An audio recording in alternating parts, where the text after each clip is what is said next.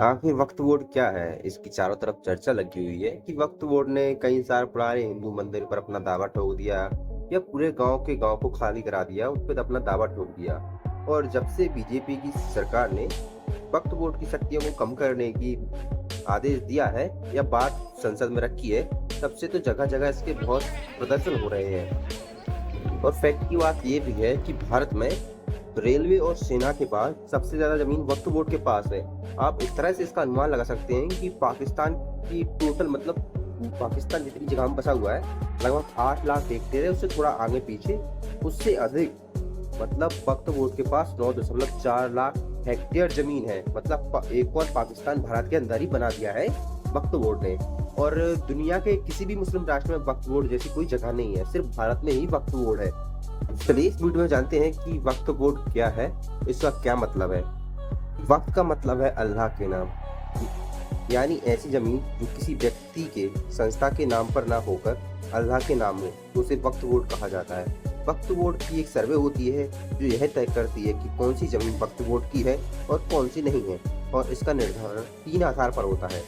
अगर किसी ने अपनी जमीन वक्फ के नाम पर कर दी है, मतलब या किसी ने अपनी जमीन उसे वक्फ के नाम कर दी है, दान दे दी हो, जैसे मंदिरों में दान दे देते हैं, किसी ने अपनी जमीन वक्फ को दे दी हो, या वह वक्त की जमीन हो जिसपे कोई व्यक्ति लंबे समय से रह रहा हो, तो अगर वक्त को लगता है कि वह जमीन उसकी है तो वह उस पर दावा ठोक सकता है और वह उसे अपनी जमीन घोषित कर देगा। तो मतलब वो जमीन वक्त की हो गई, उसने बोल दिया तो हो गई। वक्त बोर्ड ने अगर बोला कि ये जमीन हमारी है तो वह हो गई है। या फिर सर्वे में जमीन वक्त की संपत्ति साबित हो चुकी हो। वक्फ बोर्ड मुस्लिम समाज की जमीनों पर नियंत्रण रखने के लिए बनाया गया था। सन 1954 के बाद वक्फ बोर्ड का गठन हुआ था। हालांकि इसको अपनी शक्तियां 1955 के संशोधन के बाद ही वक्फ बोर्ड को असीमित शक्तियां मिली हैं।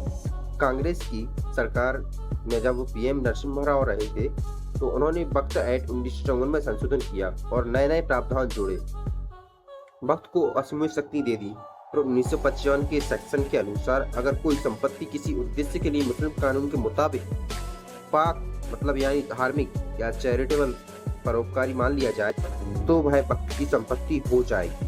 वक्त एक्ट 1995 आर्टिकल कहता है कि यह जमीन किसकी है, यह वक्फ बोर्ड तय करता है। मतलब वक्फ बोर्ड ने किसी की संपत्ति पर दावा ठोक दिया तो वह अपना केस किसी अदालत में नहीं लड़ सकता, उसे वक्फ बोर्ड की अदालत में ही जाना होगा, वहां अपना केस जीतना होगा, तभी उसे अपनी जमीन मिली जाएगी।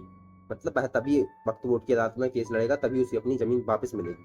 अगर आसान सी भाषा में कहूँ, अगर आपकी जमीन है, आपका मकान है जिस पर वक्फ बोर्ड ने दावा ठोक दिया, वक्फ बोर्ड ने बोल दिया कि ये जमीन हमारी है, तो आपको किसी और अदालत या तहसील कहीं भी आप केस लड़ने नहीं जा सकते। आपको सिर्फ वक्फ बोर्ड की अदालत में जाना होगा, आपको केस लड़ना होगा।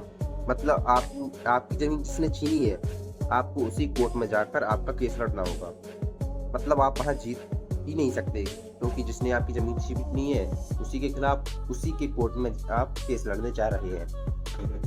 तो इसी को ध्यान रखते हुए सरकार ने वक्फ बोर्ड के अधिकारों को कम करने का प्लान बना दिया है। जल्द ही वक्फ बोर्ड की अधिनियम में संशोधन बिल संसद में पेश किया जाएगा। ऐसी उम्मीद है कि 5 अगस्त को ही सरकार इसे संसद में लाने जा रही है। इससे यह होगा कि वक्त की संपत्ति बताने वाली पावर पर रोक लग जाएगी। सूत्रों के मुताबिक शुक्रवार को केंद्रीय कैबिनेट की बैठक में वक्त कानून से जुड़े 40 संशोधनों पर चर्चा के बाद मंजूरी दे दी गई है।